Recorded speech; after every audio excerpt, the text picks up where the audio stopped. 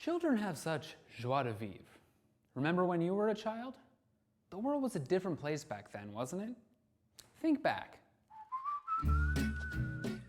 The sun was warmer, the sky was bluer, even the wind had a different energy. Remember playing in the schoolyard?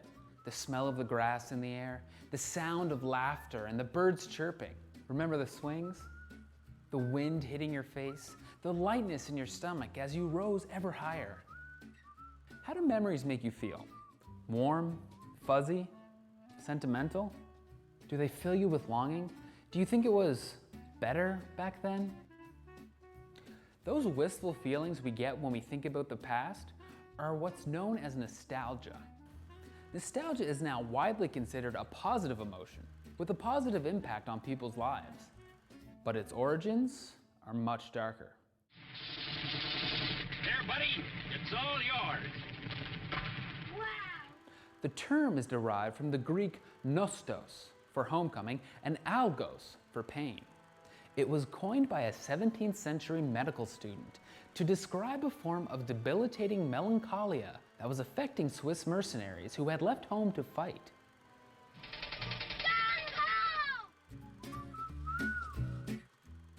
Over the years, the meaning of nostalgia has evolved.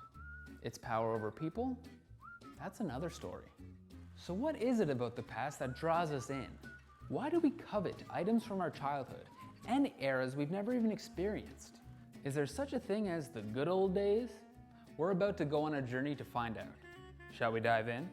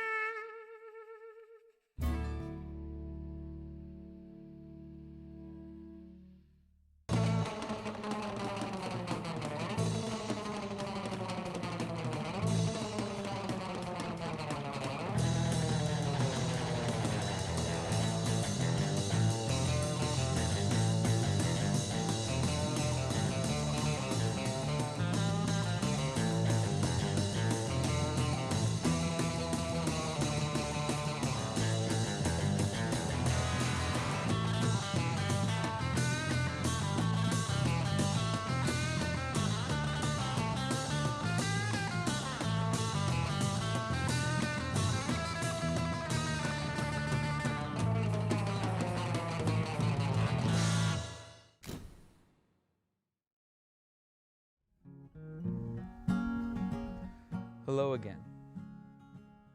It's pretty sweet here, you know, I like it. It's a great place to come and relax, mellow out, let the mind wander. And I was thinking, it's not just historians who take a special interest in the past. It's people from all backgrounds, from all walks of life. But why? Could it be that we all have our own history? We have all had a yesterday? Could that be the reason for the mass appeal? Whatever the reason, the answer begins and ends with people.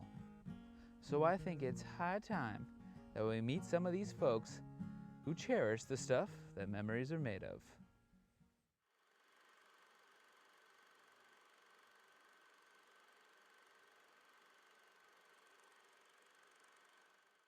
Usually when you see a game like this that you've never heard of, you know that it didn't last for a reason.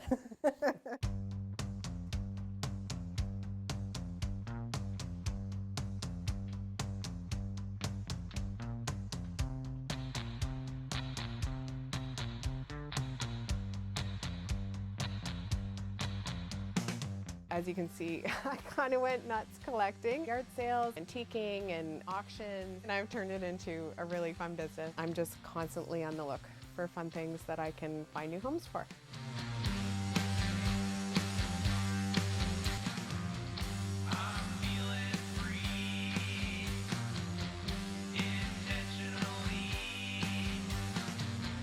I was a complete rockabilly girl. I had like the full Betty Page kind of full makeup. My friend said it's so easy. You just go to a thrift store and you buy clothes that you think are cool and you'll just be like selling them every week. We rented a house and I got a computer set up and it just turned into my full-time job and has been ever since.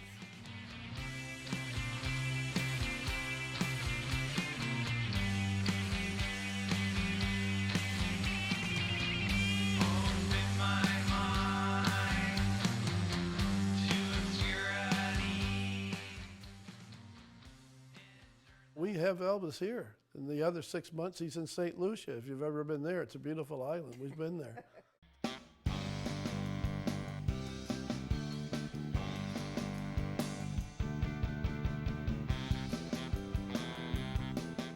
I had started looking for license plates for a 1930 Model A Ford that I owned. I kept finding everything but. I just got hooked. So I was filling attics, buildings, garages, and we decided one day to put up a proper building called Memories to house it and invite the world.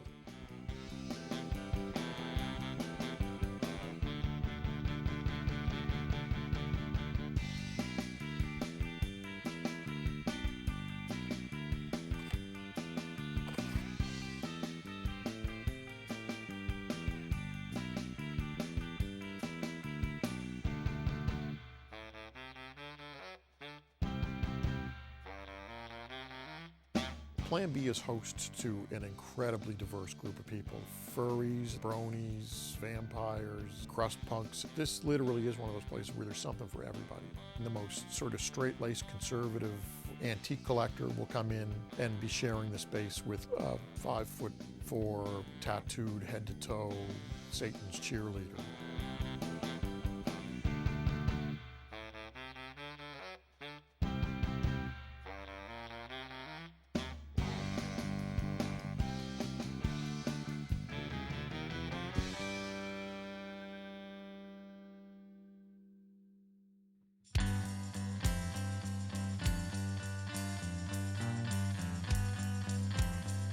I started writing poetry, and then I started sketching, and my mother got really excited about my sketch, and so that did something for me. I'm like, oh, she likes that. And so from there I started sketching faces, and then I started sketching women's forms and silhouettes, and then I said, well, maybe I can go to school for that. So I did. Vintage clothing, this inspires me because the framework of history sets the course for us to kind of play in.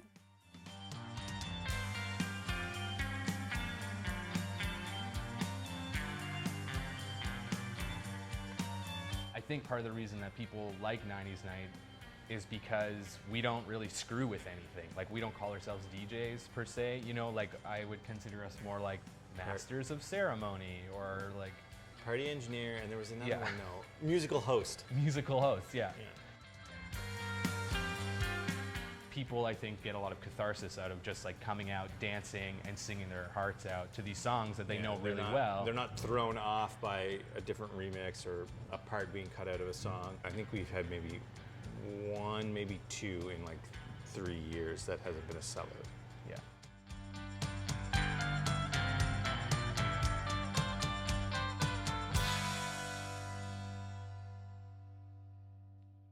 This is a nostalgic beverage. I mean, it's nostalgia in liquid form defined, so.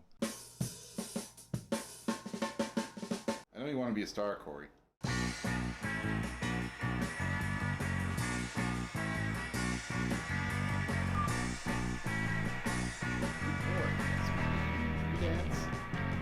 I always, had an interest in pop culture going back to my earliest days. I remember watching the early Batman after school with Burt Ward and Adam West, and I would start acquiring things related to these shows. It just kind of snowballed from there.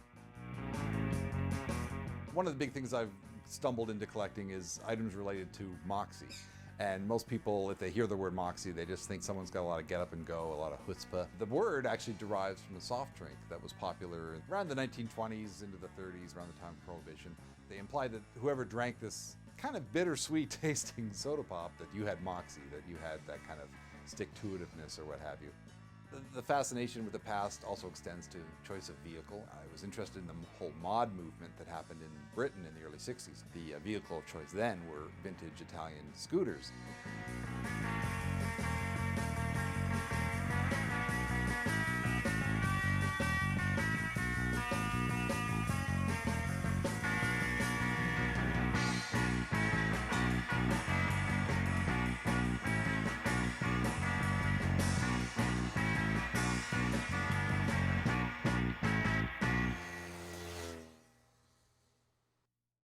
Elvis happens to be over here in the corner. And he stays pretty active, actually. Hello, ladies and gentlemen. Don't criticize what you don't understand, son. You never walked in that man's shoes. You got to have a Ford sign. I'm kind of a Ford Chrysler guy, and I do have a GM sign further up. Bring it on back now. Maybe I should quiet Elvis down a bit. And it's gone. Hey there, Doc.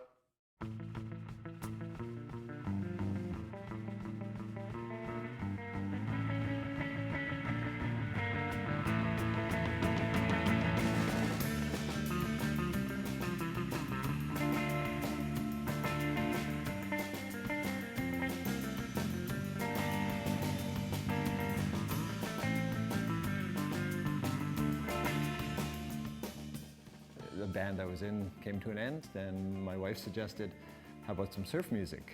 And that was some of the first stuff I'd learned. About a year later, both these guys came on board, and it's been the same lineup for the last 21 years. High energy, danceable, fun. It's hard driving. It's rocking music. Yeah, frantic.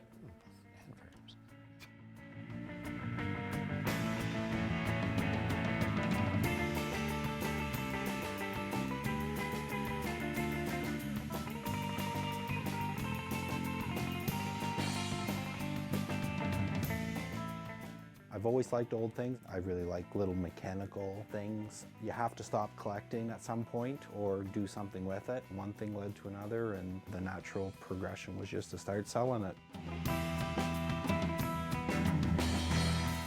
If you were to look at my house, you would see it's all antiques.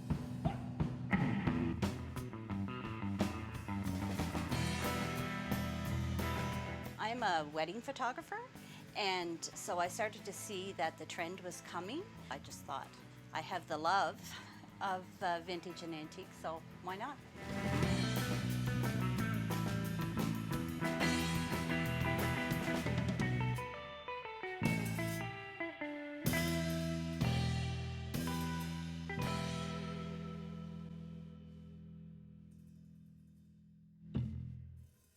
You know, she's like Luke Skywalker, sort of like that. You know, Darth Vader took her hand.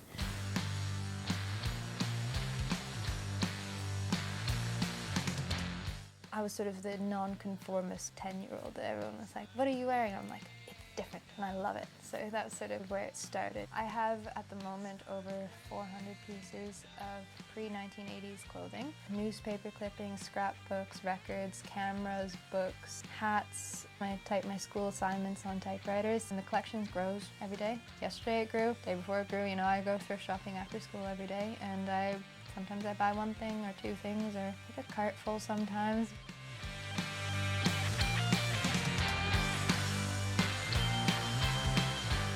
From a kid, I was always just like into music. You know, I had a cassette tape collection. I started buying records when I was like 20 years old. Once I got a taste of that, I was just like, that's it. That's all I want to do. I want to collect records. I want that to be my thing.